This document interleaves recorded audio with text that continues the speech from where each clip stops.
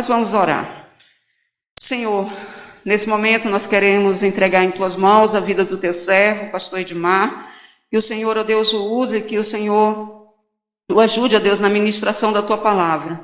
Que o teu servo, Senhor, fale aquilo que o Senhor preparou, aquilo que o Senhor já tem falado ao seu coração.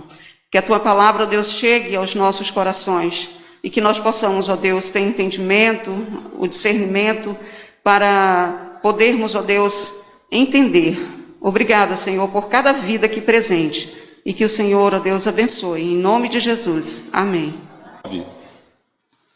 Mateus capítulo 7, versículo 24 a 29.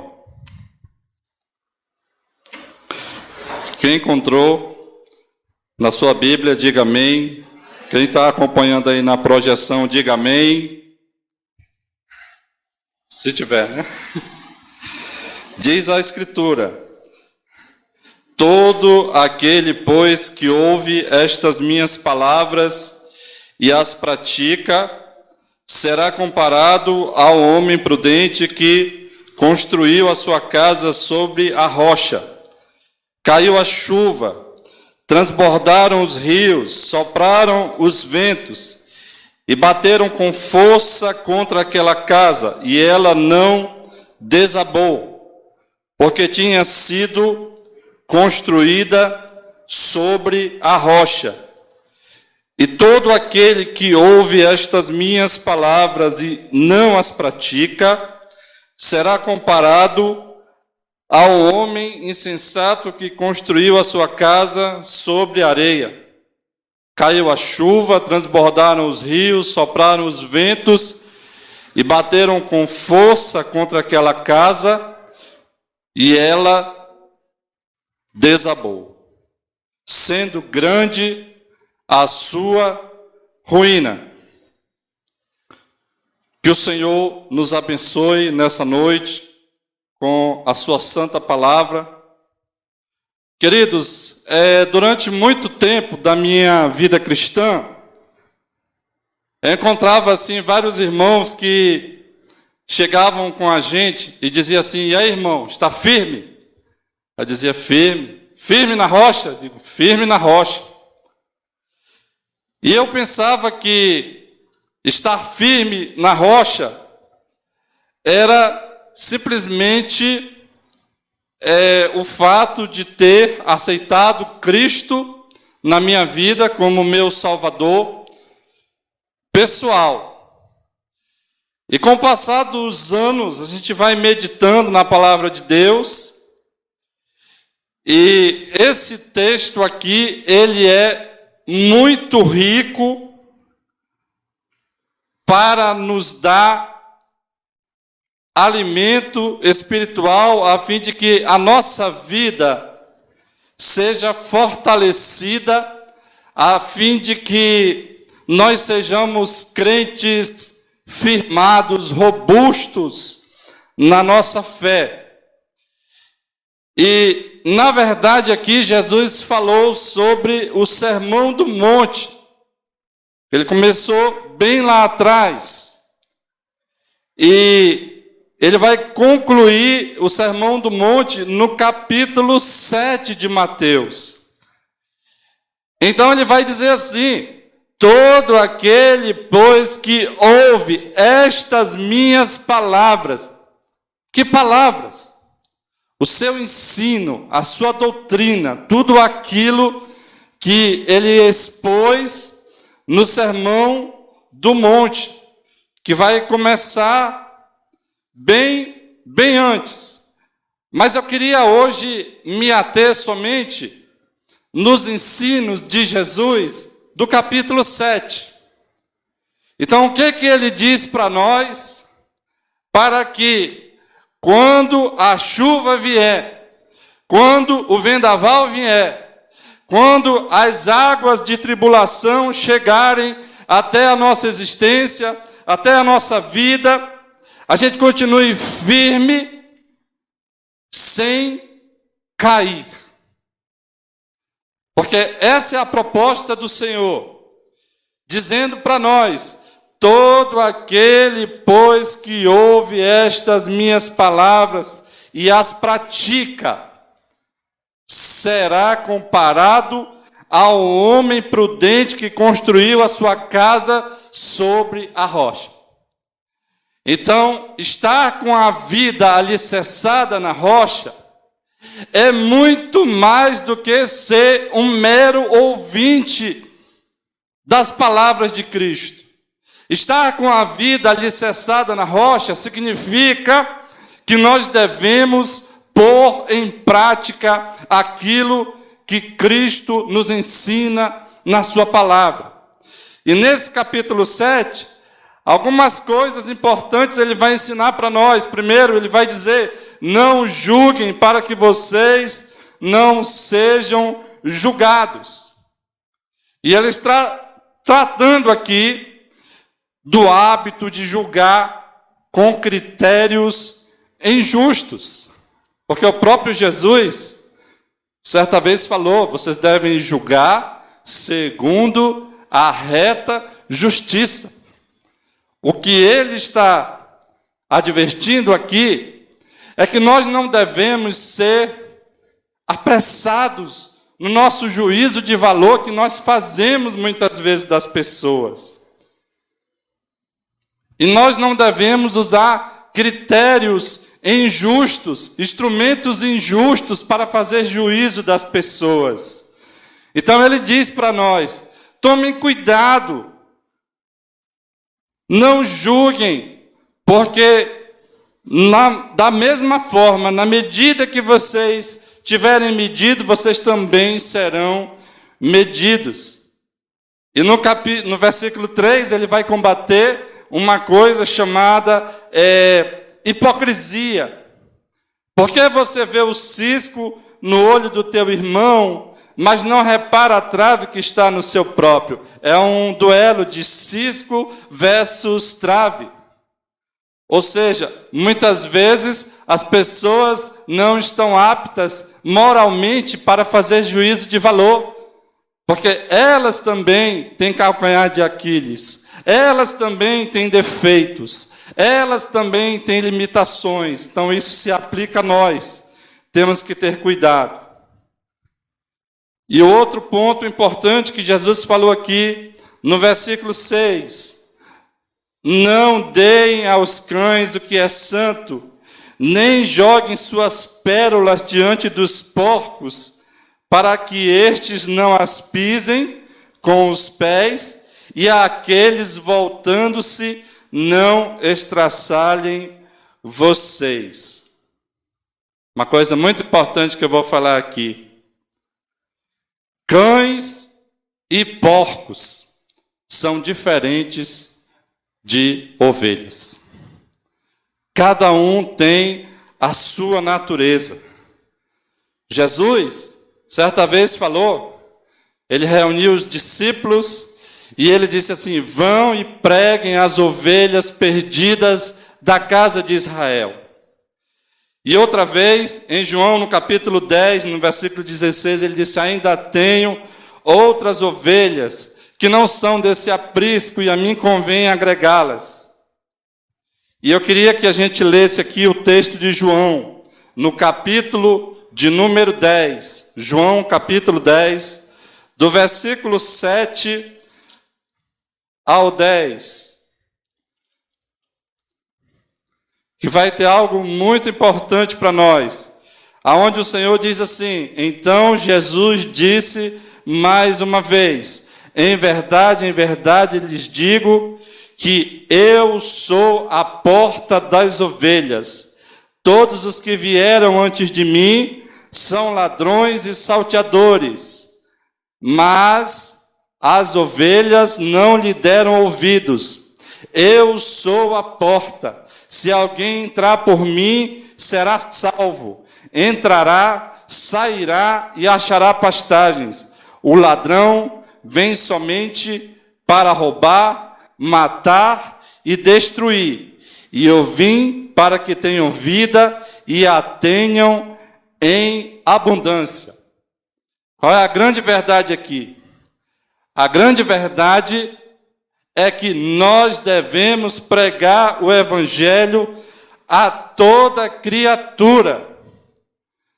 Mas não espere que cães e porcos venham agir como ovelhas. Existem ovelhas espalhadas e perdidas no mundo. E Jesus disse: eu tenho muitas ovelhas que não estão nesse aprisco, mas a mim convém agregá-las. A mim convém ajuntá-las. E esse ajuntamento de ovelhas que estão espalhadas no mundo, ele acontece quando nós proclamamos o evangelho. Aí o que vai acontecer? O que vai acontecer é o que Jesus falou: as minhas ovelhas ouvem a minha voz, elas me seguem, eu lhes dou a vida eterna e elas jamais perecerão. Então nós devemos pregar o evangelho a toda criatura. Mas nós não devemos nos entristecer quando nós formos pregar e nós encontramos pessoas que querem zombar da nossa fé, pessoas que querem pisar na palavra de Deus. Porque o que os cães fazem? Eles pisam. O que os porcos fazem, segundo o texto bíblico? Diz que os porcos podem se voltar contra nós e nos destruir.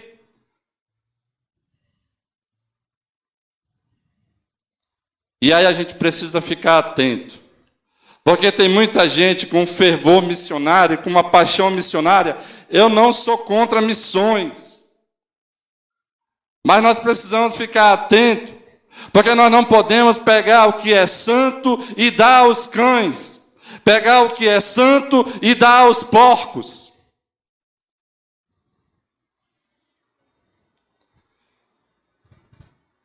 Muçulmanos, com a mente cauterizada, terrível.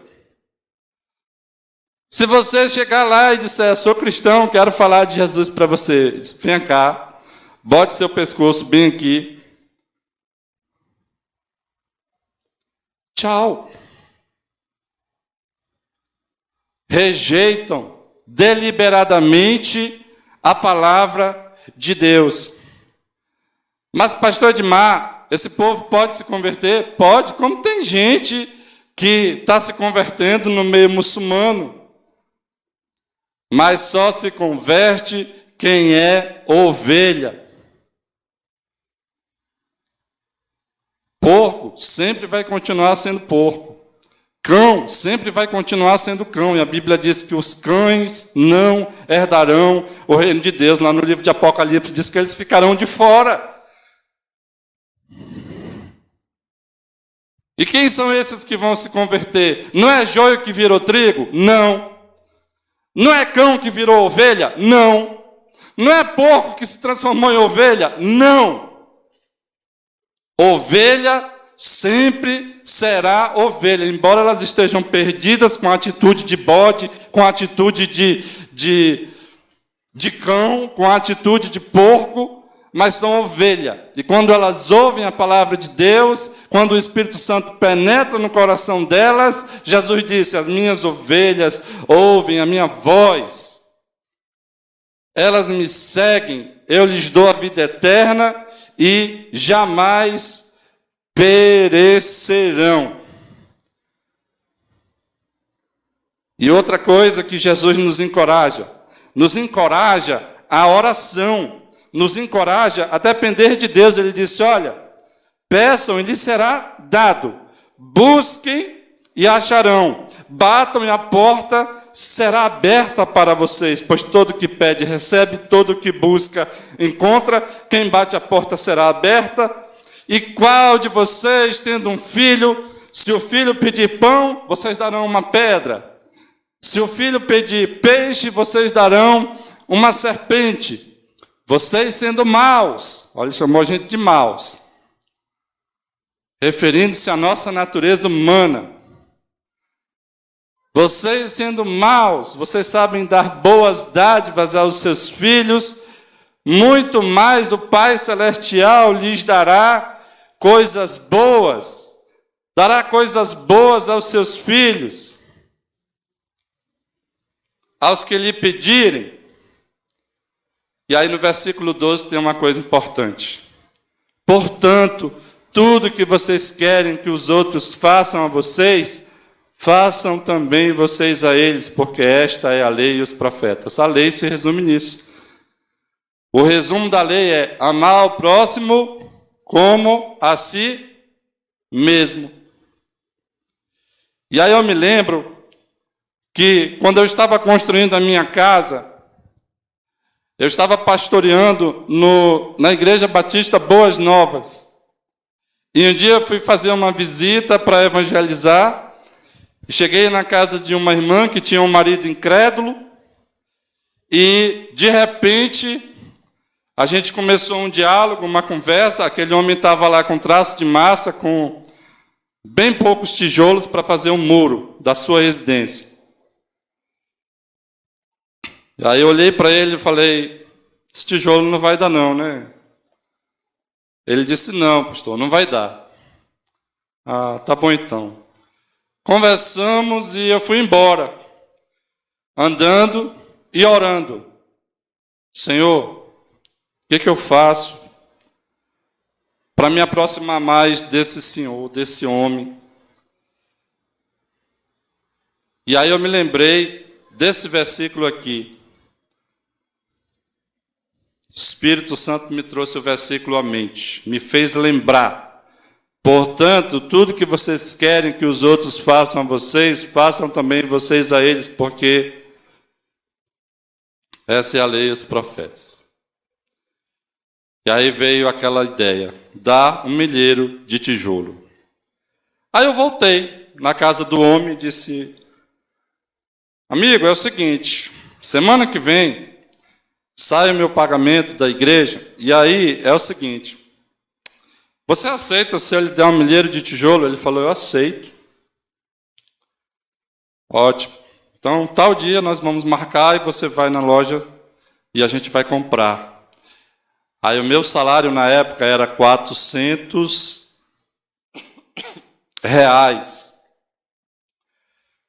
E chegando lá, quanto é um milheiro de tijolo? R$405. Aí eu peguei, paguei, disse, ó, tá pago, Deus te abençoe. Ô, pastor, muito obrigado. Não disse nada, Deus te abençoe. E saí. Um mês depois, eu estava na construção da nossa residência aqui em Boa Vista, no bairro Jardim Tropical, e acabou o tijolo. Eu entrei para o quarto, dobrei o meu joelho, eu disse, Senhor, acabou o tijolo.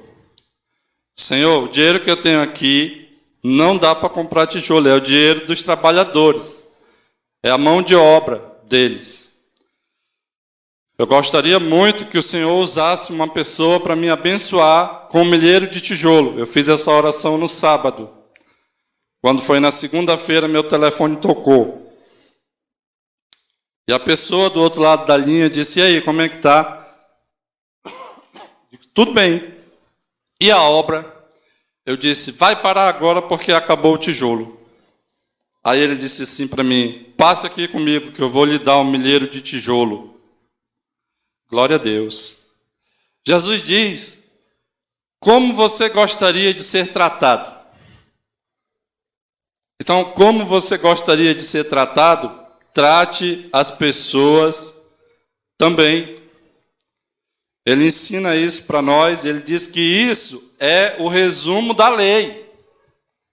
Isso aqui ainda é a lei. O Evangelho de Mateus, ele foi escrito para os judeus. Mas Jesus aplicou isso muito bem. E outro ponto que ele falou, entrem pela porta estreita, porque larga é a porta e espaçoso é o caminho que conduz para a perdição, e são muitos os que entram por ela. Estreita é a porta e apertado é o caminho que conduz para a vida, e são poucos os que o encontram. Queridos, duas coisas importantes a gente vai falar aqui. A palavra vida que Jesus usou aqui é a palavra zoe. No Novo Testamento, no grego, nós temos 3 palavras para vida. Nós temos a palavra bios, que significa a vida física, a vida biológica. Nós temos a palavra psique. Paulo usou muito a palavra psique para se referir à vida. E nós temos a palavra zoe.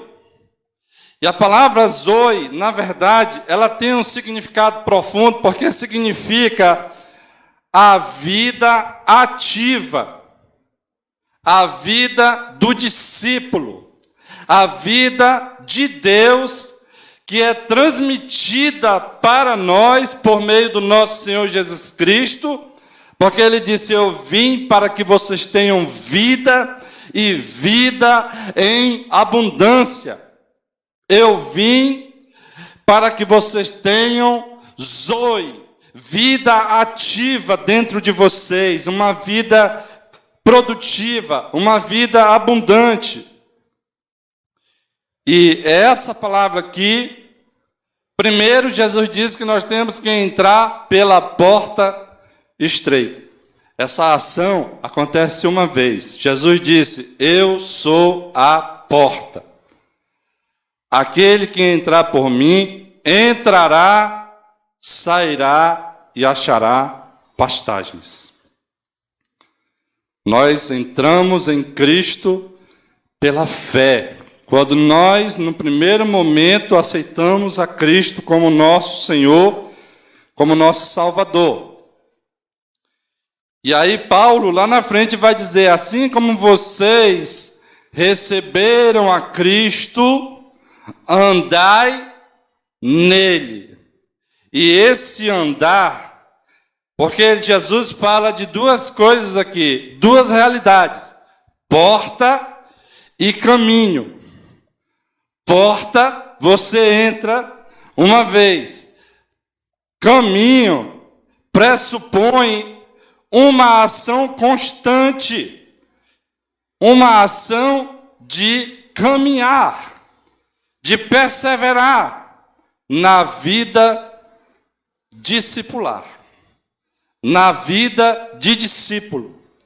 Então é muito importante a gente entender que assim como nós recebemos a Cristo, assim como nós entramos na porta, nós precisamos também caminhar nesse caminho, nessa senda apertada, rumo à obediência, porque ele diz que é esse caminho que conduz à vida, é esse caminho que faz parte da vida do discípulo.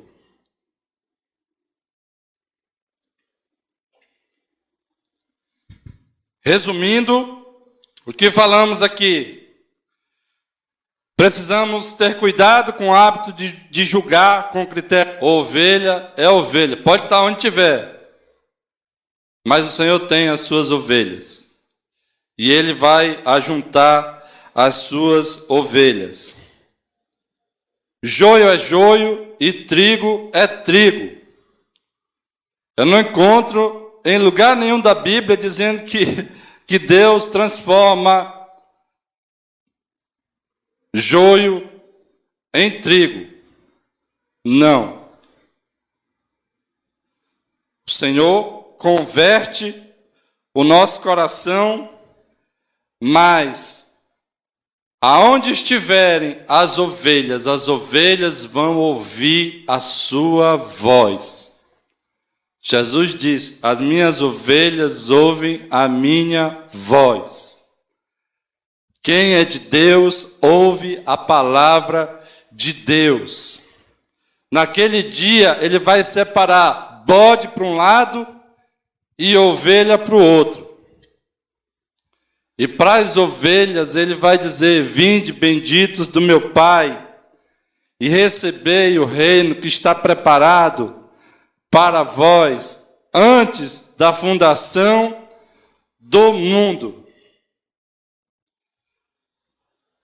Terceiro ponto, perseverem na oração, crendo na bondade de Deus e pratiquem a bondade. Quarto ponto, entrem na porta estreita, caminhem na senda apertada da renúncia. Caminho pressupõe ação constante, perseverança, rumo à obediência. E o último ponto aqui, que é o quinto, tenham cuidado com os falsos profetas, que têm aparência exterior de ovelha, mas por dentro são lobos devoradores. Jesus fala aqui, nem todo que diz Senhor, Senhor, entrará no reino dos céus, mas aquele que faz a vontade de meu Pai que está nos céus. Muitos naquele dia vão me dizer, Senhor, Senhor, nós não profetizamos em seu nome, e em seu nome não expulsamos demônios, e em seu nome não fizemos muitos milagres. Parece coisa de Deus. E aí no versículo 23, Jesus diz, então lhes direi claramente, eu nunca conheci vocês, afastem-se de mim, vocês que praticam o mal.